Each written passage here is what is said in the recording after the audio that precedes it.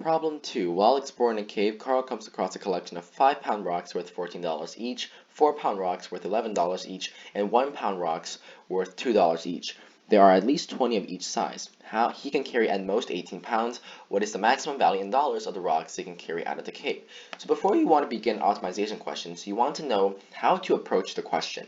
If we want to maximize the amount of dollars, then naturally, we want to maximize the number of dollars per rock. But if we were to consider this case, then we need to be careful because we have 3 types of rocks. So the first type, second type, and third type. For the first type of rock, we have it worth $14 per rock, and we know that if we were to set there to be X number of them, then we also know they're all worth 5 pounds. So the pound number of each ball or each rock will limit how much we can carry. But then we have an $11 rock, right? And each of them is worth how much? Each of them is worth 4 pounds. So notice here, we want to optimize the amount of dollars. So we can either have a lot of $14 rocks and very few of the rest, or we can have a lot of the first one, a lot of the second one, and very few of the third one. So that's just the casework that you want to consider when you want to determine which one would give the maximum yield. Because you always want to optimize the rocks that cost the most, right? Before you optimize the rock that costs the least, which is the third one at $2 per rock, or that's not rock yet, it's a rock per rock, each at 1 pound.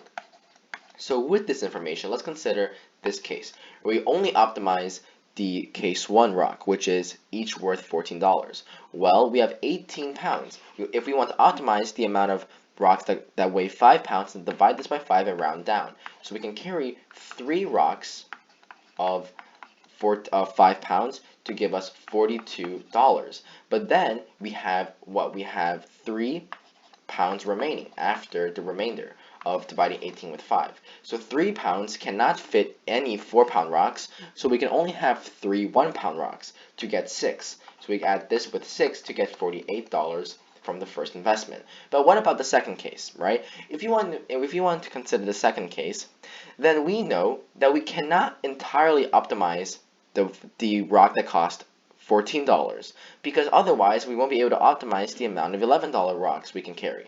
So that means we must have 2 rocks that are worth $14, so we have $28, and then we have 18 minus 10, so we have 8 pounds left.